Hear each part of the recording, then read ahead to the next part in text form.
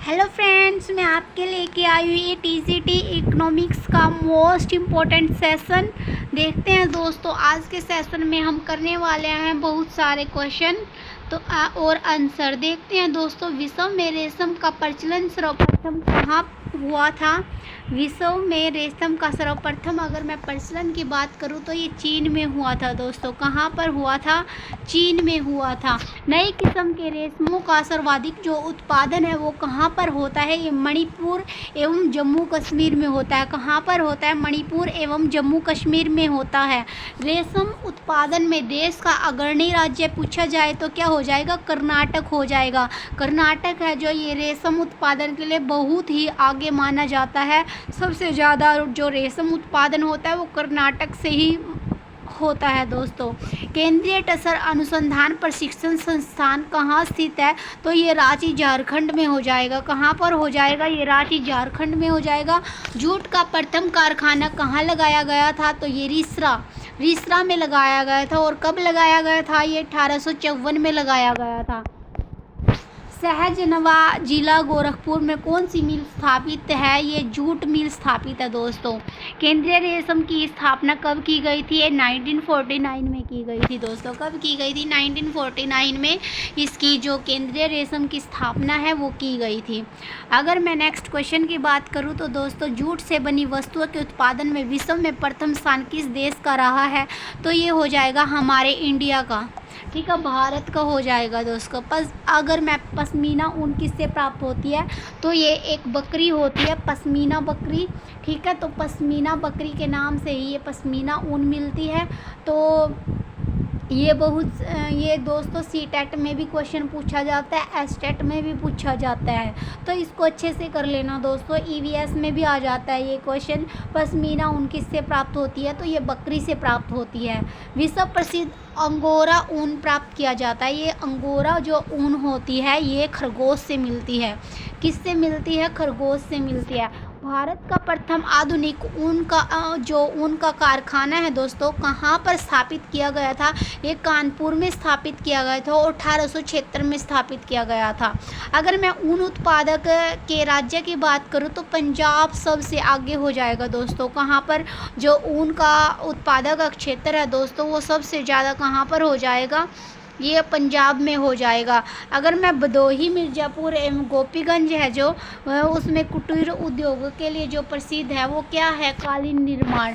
क्या है? कालीन निर्माण। ठीक है, दवा और फार्मास्यूटिकल्स क्षेत्र में सार्वजनिक क्षेत्र की पहली जो कंपनी है दोस्तों वो कौन सी हो जाएगी? Pharmaceuticals Hindustan antibiotics limited Pimpri Pune 1954 में स्थापित की गई थी दोस्तों। कब स्थापित की गई थी? 1954 में स्थापित की गई थी। एक बार फिर देख लेते हैं, इसका नाम कुछ अटपटा है दोस्तों।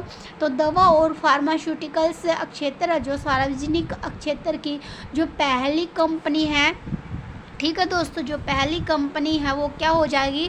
Pharmaceuticals Hindustan antibiotics limited Pimpri Pune. ठीक है, कहाँ पर है? पिंपरी, ये पुणे में स्थापित की गई थी ये कंपनी। और कब स्थापित की गई थी? 1954 में स्थापित की गई थी। अगर हिंदुस्तान एंटीबायोटिक्स लिमिटेड की 3 सहायक कंपनियों की मैं बात करूँ तो ये कहाँ स्थापित की गई थी? ये स्थापित की गई थी बेंगलुरु में, नागपुर एवं इम्फाल में। कहाँ पर? बेंगलुरु, नागपुर एवं इम्फाल में। HMT जो घड़ियाँ होती है दोस्तों, HMT बेंगलुरु की स्थापना पूछी गई है इसमें। तो अगर HMT घड़ी की बात करूँ तो ये कहाँ पर सबसे ज़्यादा है? तो पंचकुला में। HMT बेंगलुरु की स्थापना 1963 में किस देश की सहायता से किया गया था दोस्तों? ये स्विट्ज़रलैंड है, जो स्विट्ज़रलैंड है तो उसकी सहायता से किया गया था। भारत हैवी इलेक्ट्रिकल्स लिमिटेड 1964 की 6 इकाइयाँ कहाँ स्थापित की गई थी दोस्तों? जो 6 इकाइयाँ ये स्थापित की गई थी भोपाल में। सबसे फर्स्ट क्या हो जाएगा? भोपाल हो जाएगा। और तिरुचिरापल्ली है जो वहाँ पर हैदराबाद में। और जम्मू, बेंगलुरु एवं हरिद्वार क्या हो जाएगी? इसकी 6 इकाइयाँ देख लो दोस्तों, भोपाल, तिरुचिरापल्ली और हैदराबाद, जम्मू और बेंगलुरु एवं हरिद्वार। ठीक है। National institute of pharmaceuticals education and research कहाँ स्थित है दोस्तों? ये हो जाएगा मोहाली में। कहाँ पर? मोहाली में। एस भटनागर अवार्ड कौन प्रदान करता है? तो ये निपेर करता है दोस्तों। कौन करता है? ये निपेर करता है। प्लास्टिक उद्योग के कच्चे माल कहाँ से प्राप्त होते हैं? जो प्लास्टिक उद्योगों के कच्चे माल प्राप्त होते हैं दोस्तों, तेल शोधनशालाएँ है जो वहाँ से, तेल शोधनशालाएँ वहाँ से प्लास्टिक उद्योग के कच्चे माल प्राप्त होते हैं। उत्तर प्रदेश में फिरोजाबाद तथा कर्नाटक में बेलगाम जिला किस उद्योग के लिए प्रसिद्ध है? तो ये कांच उद्योग के लिए प्रसिद्ध है। किसके लिए प्रसिद्ध है? कांच उद्योग के लिए। नेपानगर, होशंगाबाद, टीडागढ़ तथा राजमुंद्री किस उद्योग के लिए प्रसिद्ध है? ये कागज उद्योग के लिए। नेपानगर, होशंगाबाद, टीडागढ़ और राजामुंद्री किस उद्योग के लिए प्रसिद्ध है? कागज उद्योग के लिए। नेक्स्ट देखते हैं दोस्तों हमारे ये क्वेश्चन। ये है इस नीति में क्या है? राष्ट्रीय सूचना प्रौद्योगिकी नीति है जो 2011। अगर मैं इसकी बात करूं तो दोस्तों देख लेते हैं इसको। राष्ट्रीय सूचना प्रौद्योगिकी नीति 2011। इस नीति में वर्तमान में सालाना जो कारोबार है 89 अरब डॉलर का है। कितने डॉलर का है दोस्तों? 89 अरब डॉलर का है इसमें जो सालाना कारोबार है। इसको बढ़ाकर 2020 में 300 अरब डॉलर तक ले जाने का प्रस्ताव किया गया दोस्तों। 89 से कितना बढ़ा दिया? 300 अरब डॉलर तक ले जाने का जो प्रस्ताव है वो रखा गया दोस्तों।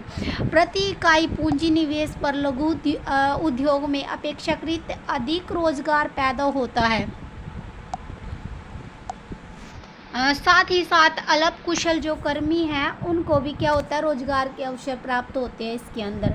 भारत में सबसे महत्वपूर्ण लघु स्तर होगा हथकरघा उद्योग। जो हथकरघा उद्योग है दोस्तों, ये सबसे लघु जो उद्योग है वो है। इसके अंतर्गत खादी, दरी, छींट, मलमल एवं कालीन आदि उद्यम समाहित है। इस असंगठित क्षेत्र की उद्यम है जिसमें लगभग क्या है 60 से 65 इकाइयाँ 60 से 65 लाख श्रमिक नियोजित है। और श्रम गहन उद्योग ऐसे उद्योग है जहाँ श्रम मूल्य के महत्व पूंजी मूल्य की तुलना में अधिक होता है। क्या होता है? श्रम गहन उद्योग ऐसे उद्योग है। श्रम गहन इसके नाम से ही प्रतीत होता है। श्रम गहन मतलब ज़्यादा श्रम।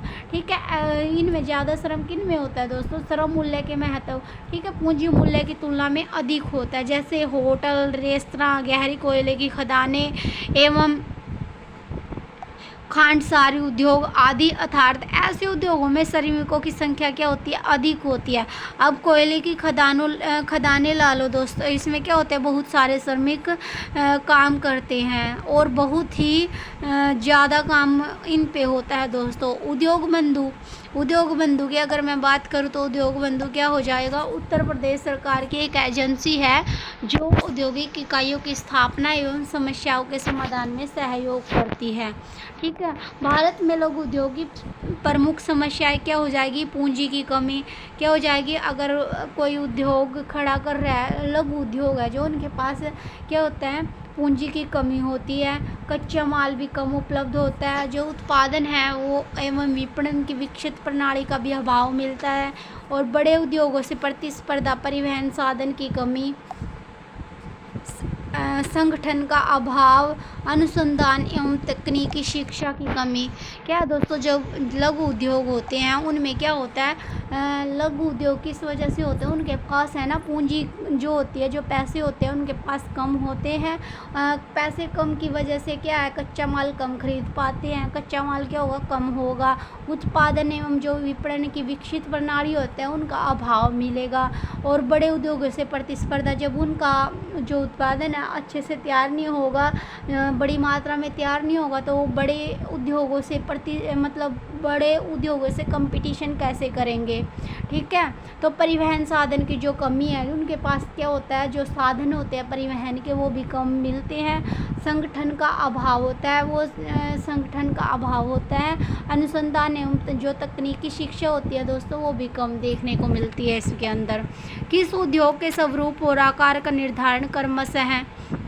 निवेशित पूंजी, टर्नओवर तथा विद्युत की खपत के द्वारा किया जाता है। तो ये स्वरूप को निर्धारित करने में निवेशित पूंजी द्वारा ही ज्ञात किया जाता है कि यह पूंजी प्रधान है या श्रम प्रधान। ठीक है दोस्तों, और टर्नओवर तथा विद्युत की खपत उद्योग के आकार का निर्धारण करते हैं। क्या होता है दोस्तों, जो निवेशित पूंजी टर्नओवर तथा विद्युत की खपत के द्वारा क्या किया जाता है, किसी उद्योग के स्वरूप और आकार का निर्धारण किया जाता है।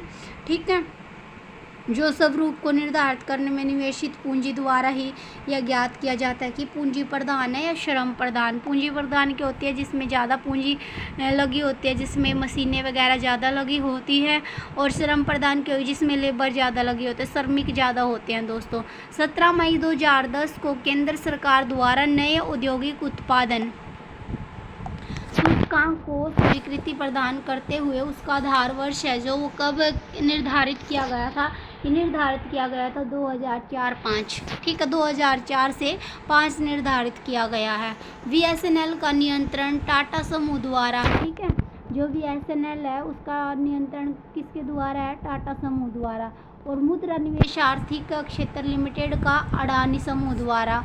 और सीएमसी लिमिटेड का टाटा समूह द्वारा। टाटा समूह द्वारा सीएमसी और बीएसएनएल ये किसके द्वारा है, टाटा समूह के द्वारा। आईपीसीएल का जो नियंत्रण है वो रिलायंस समूह द्वारा किया जाता है। ठीक है दोस्तों, ये क्वेश्चन में पूछ लिया जाता है दोस्तों, अच्छे से कर लेना। अलग अलग से कई बार तो अलग से पूछ लेते हैं और कई बार 4 रो को ऐड करके क्वेश्चन पुट कर देते हैं कि इनमें से छाटो कौन से उद्योग के साथ है, मैच करने को दे देते हैं दोस्तों। ठीक है, देश का पहला इन्वेस्टमेंट एवं मैन्युफैक्चरिंग जोन है जो वो राजस्थान में बनने जा रहा है दोस्तों। कहाँ पर बनने जा रहा है, ये राजस्थान में बनने जा रहा है। क्या बनने जा रहा है, पहला इन्वेस्टमेंट एवं मैन्युफैक्चरिंग जोन कहाँ पर बनने जा रहा है, ये राजस्थान में। आई होप दोस्तों ये वीडियो आपको पसंद आई होगी, तो प्लीज़ वीडियो को लाइक कीजिए, शेयर कीजिए और कमेंट तो ज़रूर कर दीजिए। सो थैंक यू दोस्तों।